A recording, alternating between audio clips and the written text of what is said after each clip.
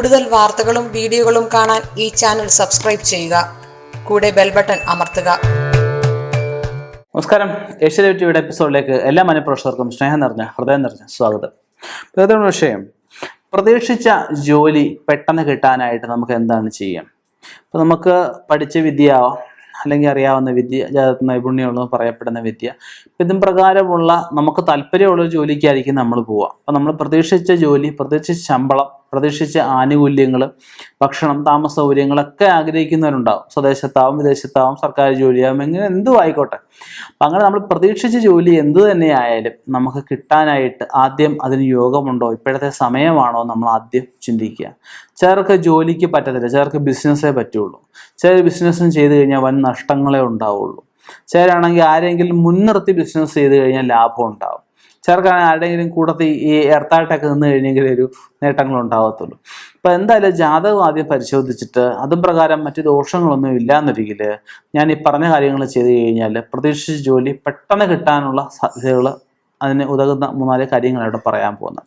അപ്പോൾ അതെന്ന് വെച്ച് കഴിഞ്ഞാൽ നമുക്ക് നവധാന്യങ്ങൾ ഈ പൂജക്കടയിലൊക്കെ ചോദിച്ചാൽ കിട്ടും.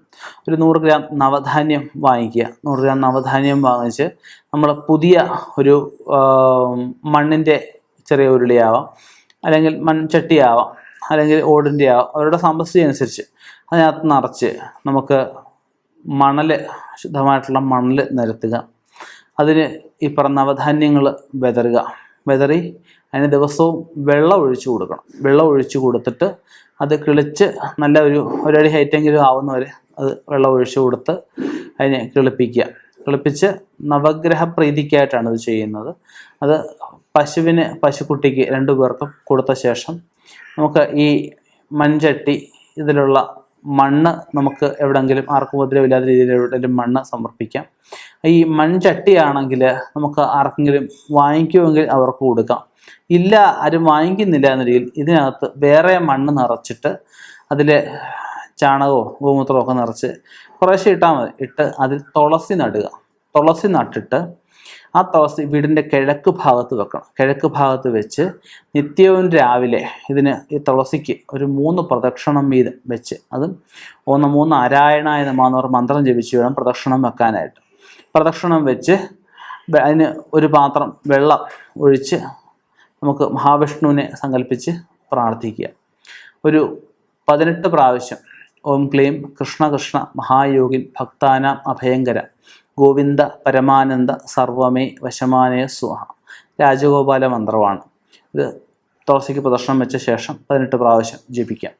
പിന്നെ ചെയ്യാൻ പറ്റുന്നൊരു കാര്യം എന്താണെന്ന് വെച്ച് കഴിഞ്ഞാൽ, നമുക്ക് സാധു ജീവികൾക്ക്, കുതിരയ്ക്കാവാം, പറഞ്ഞ പശുവിനാവാം, അപ്പം അങ്ങനെയുള്ള ഏതും ആയിക്കോട്ടെ, ആക്രമണ സ്വഭാവമില്ല സാധുക്കളായിട്ടുള്ള ജീവികൾക്ക്, മത്സ്യങ്ങൾക്കാവാം, ഭക്ഷണങ്ങൾ ഒരു 3 കർത്തവാവിന് 3 പൗർണമിക്ക് അടുപ്പിച്ച് കൊടുക്കാം. ഒരു മാസം ഒരു കർത്തവാവും ഒരു പൗർണമിയും ഉണ്ട്. അങ്ങനെ 3 മാസമായിട്ടത് ചെയ്യാം. പിന്നെ ചെയ്യാൻ പറ്റുന്ന കാര്യമാണ് ഭാഗവതം ദശമസ്കന്ധം നമ്മൾ പാരായണം ചെയ്യാം. രാവിലെയോ വൈകിട്ടോ ആവാം. അത് 1-2 ദിവസങ്ങൾ മതിയാവും. 21 ദിവസം അടുപ്പിച്ച് പാരായണം ചെയ്യുന്നത് നമുക്ക് തൊഴിൽ കിട്ടുന്നതിന് സഹായിക്കുന്നതാണ്. നല്ല തൊഴിൽ കിട്ടാൻ, നല്ല തൊഴിലിലേക്ക് മാറാനൊക്കെ സഹായിക്കുന്നതാണ്. പ്രതീക്ഷിച്ച ജോലി കിട്ടാനും ഒക്കെ സഹായിക്കും. പിന്നെ ചെയ്യാൻ പറ്റുന്ന കാര്യം, ഭഗവതി ക്ഷേത്രത്തിൽ ചുവന്ന പുഷ്പം, അതിനോടൊപ്പം തന്നെ വെളുത്ത പുഷ്പം രാവിലെ വൈകിട്ട് ഏതെങ്കിലും ഒരു നേരം കൊടുത്തിട്ട്, അതും ഈ പറഞ്ഞ ചൊവ്വാഴ്ചയോ വെള്ളിയാഴ്ചയോ ഒക്കെ ആവും. അത് 7 ചൊവ്വയാവും, 9 ചൊവ്വയാവും, അല്ലെ 11 വെള്ളിയാവും, 21 വെള്ളിയാവും, 18 വെള്ളിയാഴ്ചയാവും. അങ്ങനെ ഏതെങ്കിലും ഒരു കാലയളവ് ഉദ്ദേശിച്ചിട്ട് ചുവന്ന പുഷ്പം കൊടുത്തിട്ട് അത് നമ്മൾ ശുദ്ധമായിട്ടുള്ള ചന്ദന വെള്ളത്തിൽ ചന്ദനം മുട്ടി വാങ്ങിച്ച് അത് അരച്ച് കൊടുക്കുക, അല്ലെ ചന്ദനം വാങ്ങിച്ചു കൊടുക്കുക. അരച്ച ചന്ദനത്തിന് ശുദ്ധമായിട്ട് ചന്ദനം വേണം.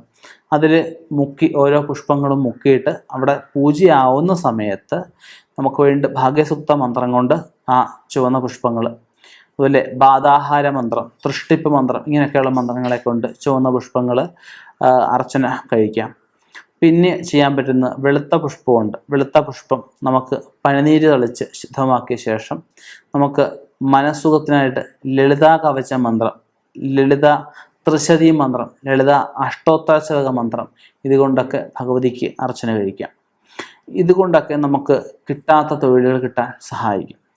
ഗണപതിക്ക് പതിവായിട്ട് മുക്കുറ്റി ഒരു 9 ആവാം, 15 ആവാം, 13 ആവാം, ഇങ്ങനെയുള്ള അളവിൽ ഗണപതിക്ക് ഒന്നുകിൽ ചൊവ്വാഴ്ച, ഇല്ലെങ്കിൽ ഞായർ, ഇല്ല ചതുർത്ഥി, ചതുർദശി, നവമി, ഇത് ഏതെങ്കിലും തിഥിയിലാവാം സമർപ്പിച്ചിട്ട് ഗണേശ സ്തുതി, ഗണേശ അഷ്ടകം മന്ത്രം കൊണ്ട് അർച്ചന നടത്താം.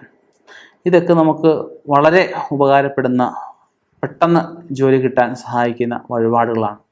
ഇനി ആദ്യം പറഞ്ഞ പോലെ തന്നെ നമുക്ക് ദോഷങ്ങളൊന്നുമില്ല എന്ന് ഉറപ്പാക്കിയിട്ട് വേണം നമ്മൾ ഈ വഴിപാടുകൾ ചെയ്യാനായിട്ട്. ഇതിനോടൊപ്പം തന്നെ നമുക്ക് രാജഗോപാല യന്ത്രം, മഹാരാജഗോപാല യന്ത്രം, അനുഷ്ടിപ്പ്, തൃഷ്ടിപ്പ് യന്ത്രങ്ങൾ, ത്രിപുരസുന്ദരി യന്ത്രം, ശൈവയന്ത്രം, അങ്ങനെയുള്ള പല യന്ത്രങ്ങളുണ്ട്. ബാലാദേവി യന്ത്രമുണ്ട്. അങ്ങനെയുള്ള യന്ത്രങ്ങൾ നമ്മൾ ധരിക്കുന്നതിലൂടെ ഈ പറഞ്ഞതുപോലെ ഉദ്ദേശിച്ച ജോലി നമുക്ക് നേടിയെടുക്കാൻ പറ്റാവുന്നതേ ഉള്ളൂ. പറ്റാത്തതായിട്ട് ഒന്നും തന്നെയില്ല. മനസ്സുകൊണ്ട് നമ്മൾ വിചാരിച്ചു കഴിഞ്ഞാൽ എല്ലാ കാര്യവും നടക്കും. അതിന് ഈശ്വരൻ്റെ അനുഗ്രഹം വളരെ പ്രധാനമാണ്. ഈശ്വരാനുഗ്രഹത്തോടെ മുന്നോട്ട് പോവുക. തീർച്ചയായിട്ടും നല്ല ഒരു ജോലി തന്നെ കിട്ടട്ടെ എന്ന് എല്ലാവർക്കും, ജോലി ഉണ്ടെങ്കിലേ മുന്നോട്ട് പോകാൻ പറ്റുകയുള്ളൂ. നല്ലൊരു ജോലി കിട്ടുമെന്ന് പ്രാർത്ഥിക്കുന്നു. നിർത്തുന്നു. നന്ദി, നമസ്കാരം.